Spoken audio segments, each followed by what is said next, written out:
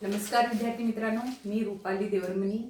आज इयत्ता 8वी प्रकरण 6 नोकरशाही या पाठाबद्दल आपण माहिती पाहणार आहोत। तर इथे आपल्याला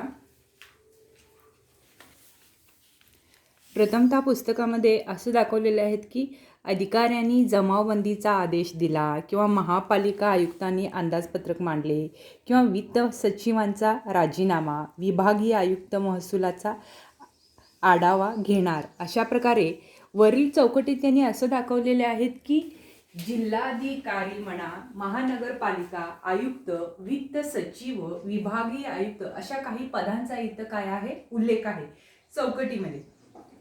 मग शासनाच्या प्रशासन यंत्रणेतील हे सनदी अधिकारी असतात, त्यांची कार्य काय असतात असा प्रश्न तुम्हाला पडले असेलच ना। मग कार्यकारी मंडळाची भूमिका स्पष्ट करणाऱ्या प्रकरणात आपण पाहिले की प्रधानमंत्री व त्याचे मंत्रिमंडळ नव्या कायद्याचे प्रस्ताव तयार करते, तसेच धोरणही ठरवते। मग शासनाची धोरणे प्रत्यक्ष कार्यवाहीत आणणारी व कार्यकारी मंडळाच्या नियंत्रणाखाली असणारी एक प्रशासकीय यंत्रणा म्हणून नोकरशाही ओळखली जाते। प्रस्तुत पाठात आपण नोकरशाहीचे महत्त्व समजून घेणार आहोत। तर कोणत्याही देशातील शासन संस्थेला मूलभूत अशी दोन प्रकारची कार्ये पार पाडावी लागतात। एक आहे देशाचे परकीय आक्रमणापासून व अंतर्गत सुरक्षा विषयक धोक्यांपासून संरक्षण करून नागरिकांना सुरक्षित ठेवणं, आणि 2 नंबरचा आहे नागरिकांना विविध प्रकारच्या सेवा पुरवून त्यांचे दैनंदिन जीवन अधिक सुरळीत करणे व की ज्यायोगे त्यांना आपला व समाजाचा विकास साध्य करता येईल। यापैकी पहिल्या कामासाठी देशाची संरक्षण यंत्रणा सज्ज असते, याशिवाय अंतर्गत सुरक्षिततेसाठी नागरी सेवेला मदत करतात। त्यातील सेवांना आपण लष्करी सेवा म्हणतो। दुसऱ्या कामासाठी प्रशासकीय यंत्रणा उभी केली जाते, त्यास आपण सनदी सेवा म्हणतो। सनदी सेवकांच्या या मोठ्या यंत्रणेला नोकरशाही असेही म्हटले जाते। मग संसदीय लोकशाहीत लोकांनी निवडून दिलेले प्रधानमंत्री आणि मंत्री संसदीय लोकशाहीत लोकांनी निवडून दिलेले प्रतिनिधी आणि मंत्री यांच्यावर प्रशासनाची जबाबदारी असते। शासनाची कामे विविध खात्यांकडून पार पाडली जातात। प्रत्येक खात्याचा एक मंत्री असतो व तो त्या खात्याचा राजकीय प्रमुख असतो। जनतेचा प्रतिनिधी या नात्याने मंत्र्याने आपल्या खात्याचा कारभार लोकहिताला प्राधान्य देऊन करायचा असतो। मंत्री त्या विषयातील तज्ञ नसेलही, परंतु त्याला व्यापक लोकहित काय आहे याची जाणीव असते। मंत्र्याच्या खात्याचे सचिव आवश्यक अशी तज्ञता किंवा योग्य सल्ला देतात। हे सचिव सनदी सेवेतून नेमले जातात। लोकांची इच्छा आणि प्रशासकीय तज्ञता यांचा समन्वय अशा प्रकारे संसदीय पद्धतीत साधला जातो। आता आपण नोकरशाहीचे स्वरूप पाहणार आहोत। त्यामध्ये कायमस्वरूपी यंत्रणा या मुद्द्यांबद्दल माहिती पाहणार आहोत। नोकरशाहीच्या स्वरूपांमध्ये कायमस्वरूपी यंत्रणा हे पाहणार आहोत। कर गोळा करणारी, पर्यावरणाचे रक्षण करणारी, कामाची सुव्यवस्था राखणारी, आपल्या सामाजिक सुरक्षितता देणारी व नोकरशाही आपले काम सातत्याने करत असते। म्हणजे याचे कारण ती कायमस्वरूपी असते। दर निवडणुकानंतर नवे प्रधानमंत्री व मंत्रिमंडळ सत्तेवर येऊ शकते, परंतु त्यांच्या नियंत्रणाखालील नोकरशाही बदलत नाही, तिचे अस्तित्व कायमस्वरूपी असते। त्यानंतरचा आहे राजकीय दृष्ट्या तटस्थ। बघा, नोकरशाही राजकीय दृष्ट्या तटस्थ असते। याचा अर्थ असा की कोणत्याही पक्षाचे शासन अधिकारावर येवो, त्या शासनाची धोरणाची अंमलबजावणी नोकरशाहीने त्याच कार्यक्षमतेने व निष्ठेने केली पाहिजे। त्या संदर्भात सनदी सेवकांनी राजकीय भूमिका घ्यायचा नाहीत अथवा आपल्या राजकीय मतांवर काम करायचे नाही। एखादा पक्ष निवडून हरल्यामुळे सत्तेवरून दूर होतो व दुसऱ्या पक्षाचे सरकार अधिकारावर येते। पहिल्या सरकारची काही धोरणे हे नंतरचे सरकार बदलू शकते। अशा परिस्थितीत नोकरशाहीने तटस्थ राहून आपली जबाबदारी पार पाडली पाहिजे। पुढचा आहे अनामिकता। अनामिकता म्हणजे एखाद्या धोरणाच्या यश अथवा अपयशाला नोकरशाहीला थेटपणे जबाबदार न ठरवता त्याचे स्वरूप अनामिक ठेवणे होय। म्हणजे अनामिकता म्हणजे एखाद्या धोरणाच्या यश अथवा अपयशाला नोकरशाहीला थेटपणे जबाबदार न ठरवता त्याचे स्वरूप अनामिक ठेवणे होय. आपल्या खात्याचा कारभार कार्यक्षमतेने चालवणे ही मंत्र्याची जबाबदारी असते. एखाद्या खात्याच्या अकार्यक्षम कारभारालाही मंत्र्यांनाच जबाबदार धरले जाते. संधी सेवकांवर जाहीर टीका होत नाही.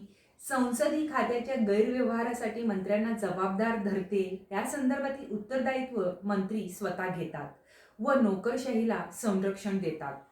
पुढचा आहे भारतातील नोकरशाहीचे महत्त्व. भारतातील नोकरशाहीची रचना अतिशय व्यापक व गुंतागुंतीची आहे. स्वातंत्र्योत्तर काळापासून जे अनेक महत्त्वाचे बदल करण्यात आले त्यांची अंमलबजावणी या यंत्रणेने प्रभावीपणे केली आहे. म्हणजे आज आपल्याला जे अनेक चांगले सामाजिक बदल दिसतात त्याचे एक कारण म्हणजे भारतीय नोकरशाहीने ते धोरणाच्या अंमलबजावणीतून सर्वसामान्य नागरिकांपर्यंत आणले आहेत.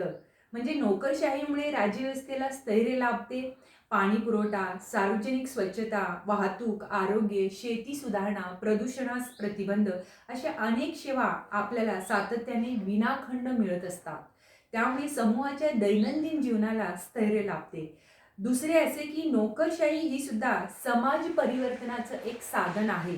स्त्रियांचे सक्षमीकरण, बालकांचे संरक्षण, दुर्बल घटकासाठीची योजना इत्यादी बाबतीत शासन जे कायदे करते ते प्रत्यक्षात आणण्याचे काम नोकरशाही करते. धोरणाच्या अंमलबजावणीतून सामाजिक बदल घडून येतात. नोकरशाहीची समाजाच्या लोकशाहीकरणाच्या प्रक्रियेतही महत्त्वाची भूमिका असते. राखीव जागांचे धोरण राबवल्याने अनेक दुर्लक्षित समाजगट आता मुख्य प्रवाहात आले आहेत. निर्णय प्रक्रियेतील त्याचा सहभागही वाढला आहे. त्यामुळे समाजाची लोकशाहीकरण होण्यासाठी जसे प्रगतिशील कायदे व धोरणे याची आवश्यकता असते तशीच नोकरशाहीच्या कार्यक्षम सहभागाचीही असते. अशा प्रकारे आपण नोकरशाहीचे महत्त्व पाहिलो. आता आपण सनदी सेवांचे प्रकार पाहणार आहोत. सनदी सेवांचे प्रकारामध्ये पहिला आहे अखिल भारतीय सेवा. भारतात सनदी सेवांचे प्रमुख 3 प्रकार पडतात. त्यामध्ये पहिला आहे अखिल भारतीय सेवा. भारतीय प्रशासकीय सेवा त्यालाच आपण काय म्हणणार आहोत, IAS म्हणतो. त्यानंतर भारतीय पोलीस सेवा त्याला IPS म्हणतो. त्यानंतर भारतीय वन सेवा IFS यांचा यामध्ये समावेश होतो. त्यानंतरचा आहे केंद्रीय सेवा. नंबर 2 आहे केंद्रीय सेवा. या केंद्र शासनाच्या अखत्यारीतील असतात. भारतीय विदेशी सेवा IFS, भारतीय महसूल सेवा IRS इत्यादीचा त्यामध्ये समावेश होतो. तिसरा महत्त्वपूर्ण आहे राज्य सेवा. बघा, या राज्य शासनाच्या अखत्यारीत असतात म्हणजे उपजिल्हाधिकारी, गट विकास अधिकारी, तहसीलदार इत्यादी प्रशासकीय अधिकारी स्पर्धा परीक्षेतून निवडले जातात. म्हणजे गुणवत्ता व कार्यक्षमता या निकषाच्या आधारे संधी सेवकांची निवड व्हावी म्हणून भारतीय संविधानाने लोकसेवा आयोगासारख्या स्वतंत्र यंत्रणा निर्माण केल्या आहेत. केंद्रीय लोकसेवा आयोग UPSC म्हणजे अखिल भारतीय सेवा व केंद्रीय सेवांसाठी स्पर्धा परीक्षा घेऊन उमेदवार निवडते व त्याची नेमणूक शासन करते. महाराष्ट्र लोकसेवा आयोग MPSC महाराष्ट्रातील संधी सेवांसाठी स्पर्धा परीक्षेद्वारा उमेदवार निवडते व त्याच्या नेमणुकीची शिफारस शासनाला करते.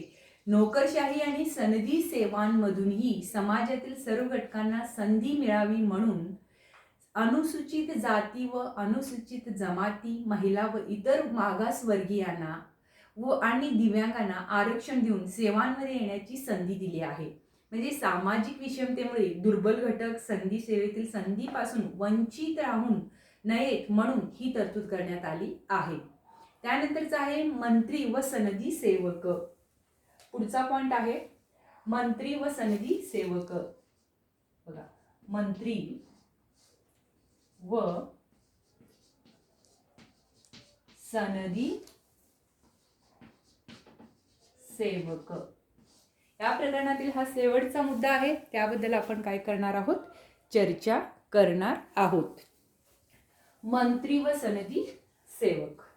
बघा, मंत्री व खात्याचे सनदी सेवक किंवा सचिव, उपसचिव पदांवरील व्यक्ती यांच्यातील संबंध कशा प्रकारे असतात यावरही त्या त्या खात्याची कार्यक्षमता अवलंबून असते. म्हणजे खात्यासंबंधी मंत्री निर्णय घेतात, परंतु त्यांना निर्णय घेण्यासाठी आवश्यक ती सर्व माहिती संधी सेवक देतात.